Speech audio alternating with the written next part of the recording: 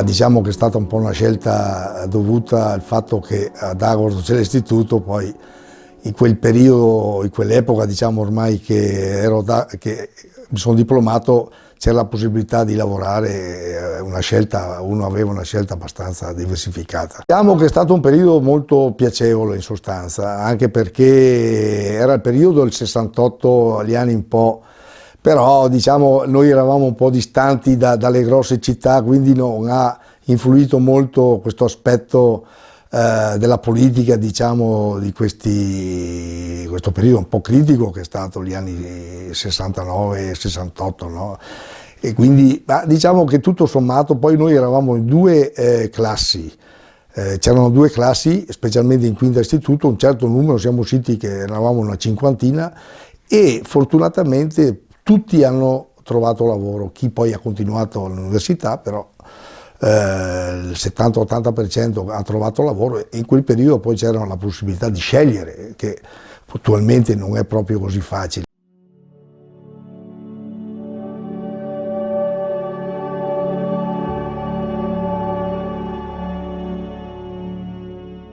La mia scelta, diciamo, terminato il servizio militare,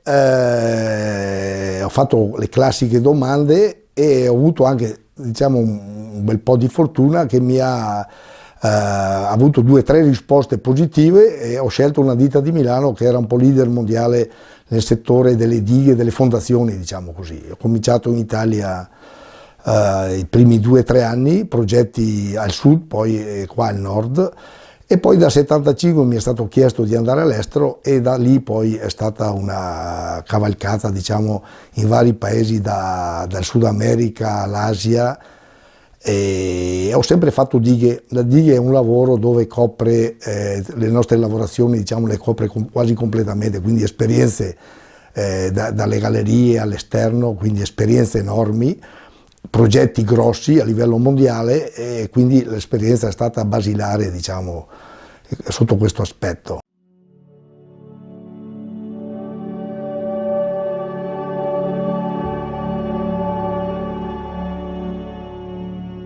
Io ho proprio iniziato un cantiere in Pakistan, la diga di Tarbela, che c'era uno sbarramento sull'Indus, che è stato un progetto a livello mondiale, progetto americano, e c'erano le più grosse imprese mondiali che lavoravano, c'erano migliaia di espatriati, avevano costruito proprio una città per fare questo lavoro che è durato 10 anni.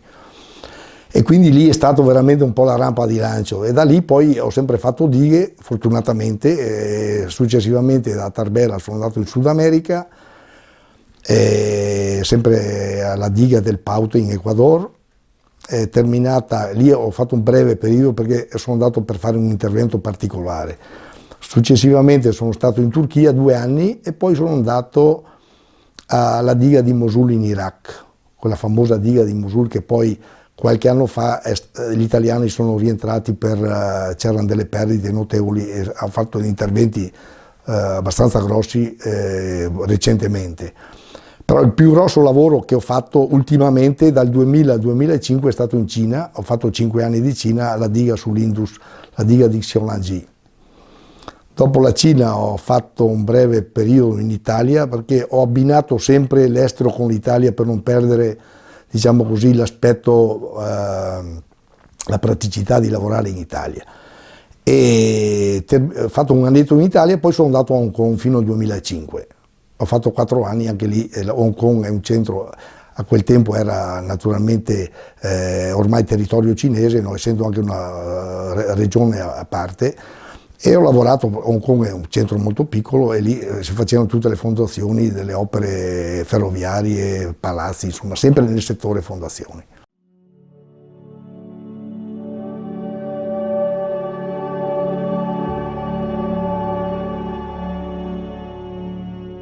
Sono andato via direi con molta tranquillità, a parte la società mi avevano fatto questa proposta, oltretutto devo dire che è stata anche dettata dal fatto che ero al sud Italia, un paese molto piccolo, era una diga anche quella del Sinni, in provincia di Potenza, eravamo isolati, come essere in Africa praticamente. E questo mi ha spinto un po', ho detto cavolo, devo fare qua qualche anno Preferisco andare in Pakistan, che è stato un po' un impatto abbastanza duro, nel senso che in Pakistan nel 75 c'era ancora abbastanza povertà, però poi una volta uscito dall'aeroporto verso il cantiere, diciamo, la cosa è cambiata completamente, perché, come ripeto, c'era un villaggio, state costruite era un villaggio vero e proprio, c'era dalle scuole elementari, che molta gente aveva la famiglia, sino al liceo. Quindi c'era tutto nel supermercato, si viveva con sistema occidentale in sostanza, sebbene eravamo in Pakistan, perché eravamo a circa 50 km dalla capitale Islamabad.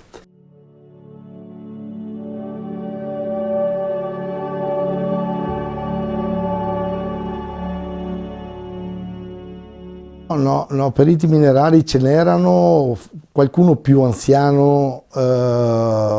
del Friuli, c'era gente non veneta anche, però sostanzialmente periti minerari c'erano pochi lì. In passato invece poi in altri lavori ho trovato periti minerari, forse anche più anziani di me, colleghi, diciamo, che ho avuto modo di scambiare appunto queste esperienze. Però in sostanza, guarda caso, nell'azienda dove eravamo noi, questa azienda di Milano, c'erano diversi periti minerari, anche attualmente, no? Diciamo, oltretutto questa azienda non esiste più, ha chiuso, era locata in diversi posti del mondo, però la Rodio italiana, che poi è la società Rodio, non esiste più, c'è quella Rodio svizzera, c'è la radio spagnola, però quella italiana ha chiuso, è stata assorbita, c'è stata tutta una serie di vicissitudini che ha dovuto chiudere in sostanza.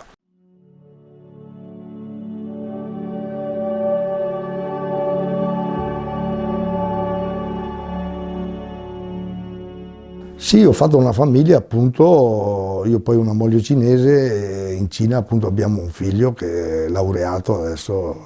va per la sua strada, diciamo così. Ho avuto questa fortuna, diciamo così,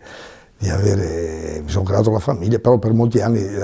ho viaggiato molto da scapolo, diciamo, la prima parte sicuramente ho viaggiato da scapolo, quindi c'era la possibilità, dove oltretutto in certi cantieri c'era la possibilità di portare la famiglia, dove erano disagiati. Ad Hong Kong ad esempio non c'era problema, insomma si viveva in città come fosse qualsiasi città italiana, come essere a Milano per intenderci, quindi le esperienze sono state queste basilari. Poi è chiaro che se uno va a vedere i vari dettagli ce ne sarebbe da raccontare per ore e ore.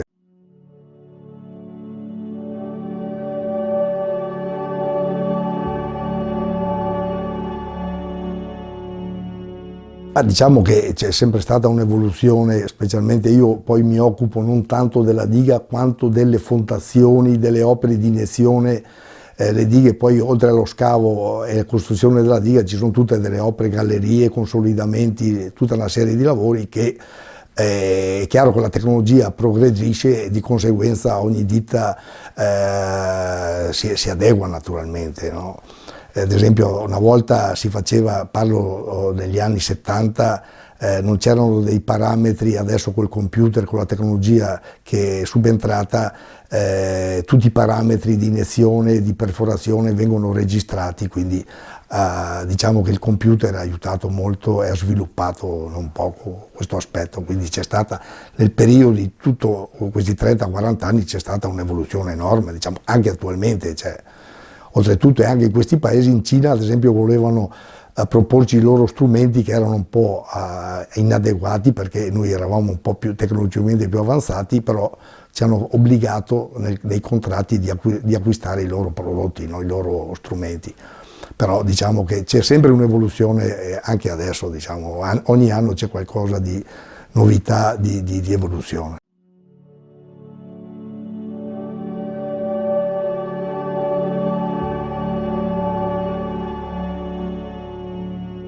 Un po' in tutto il mondo c'è stato un calo, diciamo saturo, ci sarebbero, ad esempio io sono stato qualche anno fa in Svizzera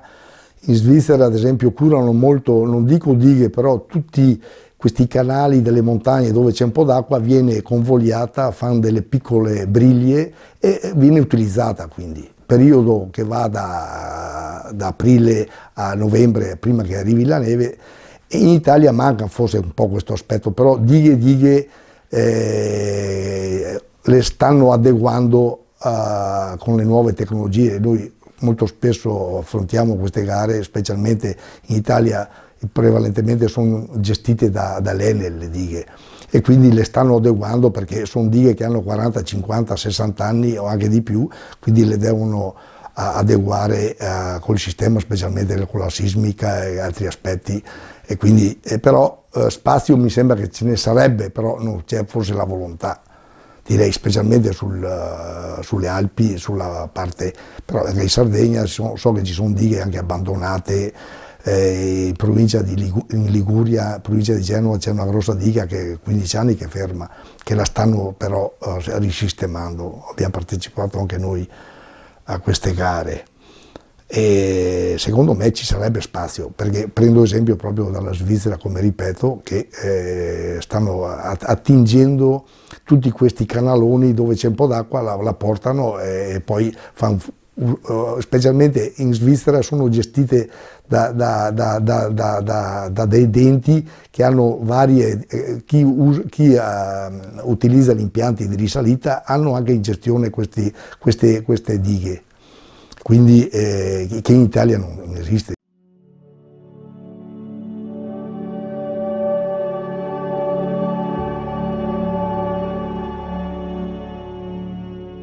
Beh, purtroppo ogni tanto c'è qualche incidente, sebbene la sicurezza, noi curiamo molto la sicurezza, però ogni tanto capita o per la persona in quel momento è assente, ogni tanto succede appunto, no? Noi spendiamo molto nel campo della sicurezza anche per fare questi corsi di aggiornamento sulla sicurezza, ma su tanti aspetti, no? Oltretutto certi corsi sono obbligatori, però purtroppo succede, diciamo, purtroppo succede. E adesso il mio ruolo è un po', diciamo, io sono consulente, quindi il mio ruolo è, io attualmente sto studiando dei progetti un po' particolari e ho dei ragazzi giovani, anche periti minerali, che stanno crescendo, che gli trasmetto un po' le mie conoscenze, diciamo. Questo è un po' il mio scopo del lavoro. Sto lavorando, ormai è un po' di anni che sono in pensione, però attualmente sono ancora a tempo pieno, se vogliamo, dai.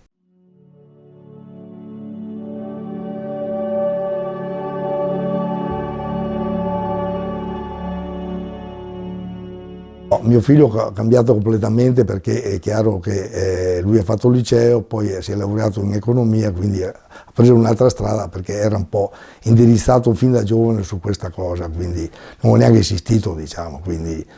adesso appunto è all'università a Zurigo, che sta facendo degli stage, quindi